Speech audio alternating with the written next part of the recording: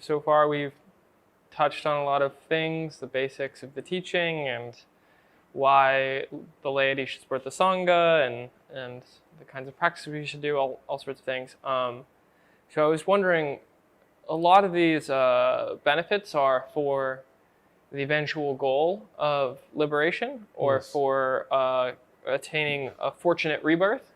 But what benefits, Sorry, attaining? or having a fortunate rebirth, yeah. Yeah. But what benefits can we expect to see from our practice in this lifetime, in the here and now? Yeah, it's enormous. Mm. It's enormous.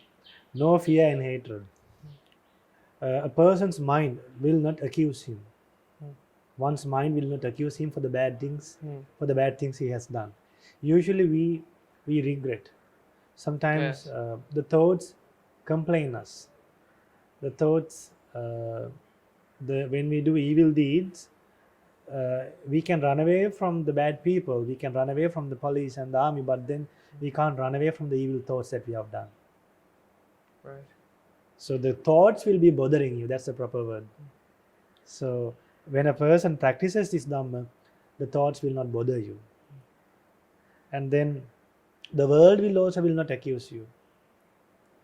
And also we can bravely walk in this earth.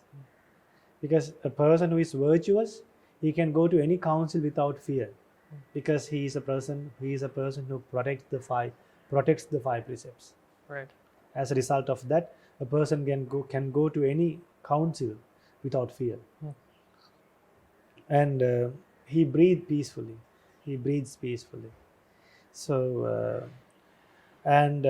he will not have the fear that he will be born in a bad destination in next life. Now a lot of people, when they are at the face to their death, when they are at the last stage of their life, in face of death, is it correct? Yes. Yeah. A lot of people die with fear, confused mind, because they don't know what's happening to them after their death. Now when you came to Sri Lanka, you did a survey about Sri Lanka, I hope you did. Yes. Yeah. And you would have checked where you would stay, where you would reside, and what are the good places to reside. Right. So in the same way, we should have an idea about our next life as well. Then only we will make our next life successful. So there are many benefits. And for a person who abstains from killing living beings, for an example, in this life, he will not have fear. Now when a person has killed living beings, when he see the police, if you kill the living being, means a human being, he will have fear. Now imagine if a person would kill an animal. So when he sees another animal from the same species, he will have fear. So when you kill living beings, you will have fear. Yeah. And you are producing hatred to the world.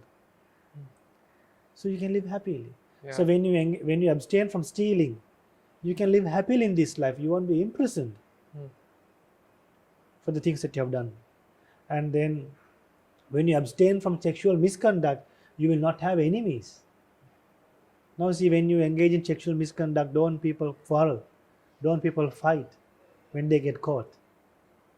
Yes. Yeah. Yeah, so the moment when you abstain from doing that, you have a peaceful life. That is this life. What to talk about next life? Yeah. Then when you abstain from, now Buddha said a nice thing. When you abstain from telling lies, Buddha said a person who can abstain from telling lies can avoid doing any bad thing. Why? When once a person has done something bad, to cover that bad deed, he will tell more lies. So if a person can abstain from telling lies, he will not do other bad things. Why? He does not like to tell lies. When he has to say the truth, Right. he will only do the things that he could tell honestly. The things that he can't tell to the public with a genuine mind. Yeah. Something that is wholesome. If he can't tell something wholesome to the public, he won't do those unwholesome deeds. Why? He does not like to tell lies. So, and a person who engages in sexual misconduct will get affected by many diseases. Just imagine what's HIV. Yeah. So they should understand the danger of breaking precepts. Now, when a person engages in sexual misconduct, there is some gratification, Right. but danger is more than that. Hmm.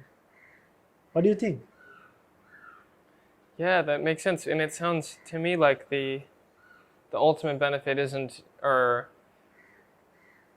benefit doesn't come from being free from prison or, not making enemies, but it's ultimately like you said at the beginning, being free from your mind and your own Being free from the guilt. defilements in the mind. And the defilements. So, and the problem of human beings is they seek happiness from external things. Right.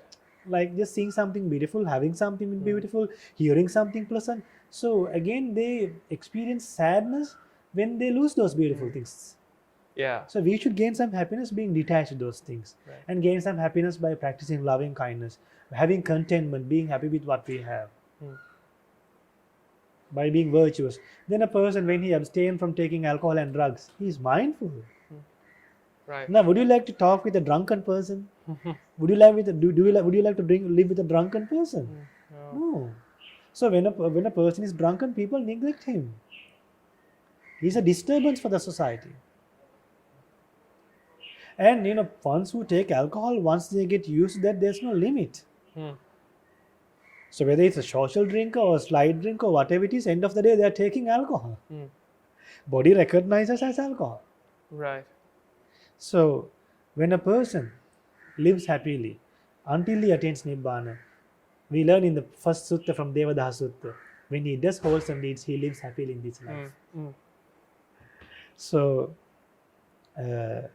So many Westerners, they should learn the way of living happily, and they should have confidence in the Buddha's teachings and practice them. So when they practice them, in the beginning they might have some doubts, but they should practice that. Wholesome deeds that Buddha has said should not have doubts. In dana, in meditation, then in worshipping the Sangha, we should not have doubts. When they practice only those things, when they practice when they practice those things, they will realize the benefits. Without practicing, if they come to conclusions, that is an unwise thing. Right. Rather than coming to a conclusion without practicing wholesome things, because it is wholesome. Now, this is not talking about killing living beings. This does not involve about stealing. This is not being jealous. Opposite of all those bad things. Yes. So doing good things will not harm a person's life, and having right views. So there are many good things to experience. I think you already basically answered my last question then, which is that, a lot of people, especially in America, sort of view Buddhism as only meditation. Yeah. And, do you think, what are the dangers of only practicing meditation without understanding the rest of the teachings?